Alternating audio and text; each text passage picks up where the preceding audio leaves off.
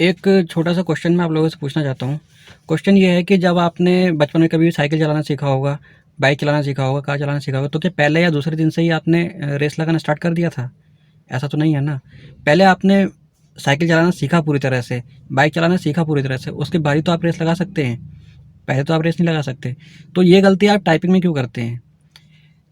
अगर आप टाइपिंग में स्पीड चेक कर रहे हैं, इसका मतलब यही है कि आप रेस लगा रहे हैं। कभी भी आपको टाइपिंग सीखते समय स्पीड चेक नहीं करनी है। आपको स्पीड तब चेक करनी है जब आप पूरे कीबोर्ड पर आपकी कमांड हो जाए, मतलब एक-एक रो, एक-एक की को आपके फिंगर पर सेट हो जाए। जब आप इतना कर लेंगे उसके बाद ही आपको स्पीड चेक करनी है अपनी।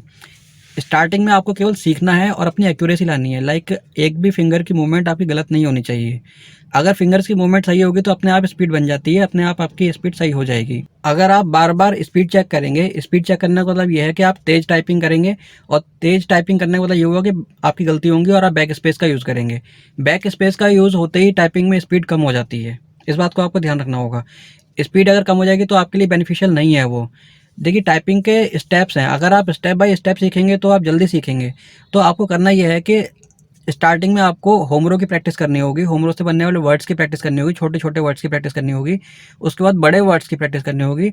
जब आप छोटे वर्ड और बड़े वर्ड सीख जाएँगे होमरो के, उसके बाद आपको अपर रो की प्रैक्टिस करनी होगी, सेम छोटे-छोटे वर्ड्स की, फिर बड़े वर्ड्स की, उसके बाद लोअर रो की, और हिंदी की टाइपिंग में आल्ट कोड की। आल्ट कोड जब आप सीख जाएँगे, उसके बाद ही आप पैराग्राफ करना स्टार्ट करें, बुक से ऑफ़लाइन। ऑनलाइन तो करना ही नहीं है स्टार्टिंग में बिल्कुल भी। हमेशा बुक से बुक लेकर सामने रख करके, बुक में देख-देख करके पैराग्राफ की प्रैक्टिस करेंगे, और जब आप इस तरह से प्रैक्टिस करेंगे, तब उसके बाद ही आप स्पीड चेक करने में आपको फ़ायदा होगा। देखिए, स्टार्टिंग में जब तक आप इतना नहीं कर लेते कि होम रो, अपर रो, लोअर रो और आल्ट कोड की प्रैक्टिस नहीं कर लेते, तो बुक से पैराग्राफ की प्रैक्टिस नहीं करते, उस तब तक आपको स्पीड चेक करनी ही नहीं है।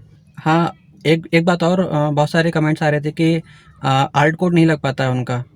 लाइक जब वो टाइपिंग करते हैं तो उनका आल्ट कोड नहीं लग पाता। तो नेक्स्ट वीडियो में बना दूँगा आल्ट कोड के ऊपर, आल्ट कोड लगाने का सही तरीका क्या है, या जिन अगर सही तरीके से भी लगा रहे हैं तो भी नहीं लग पा रहा है, तो उनको कंप्यूटर में क्या सेटिंग करनी होगी, इसके लिए मैं एक डेडिकेटेड वीडियो बना दूँगा, आप उसको देख सकते हैं। तो चलिए मिलेंगे अगली वीडियो में। धन्यवाद।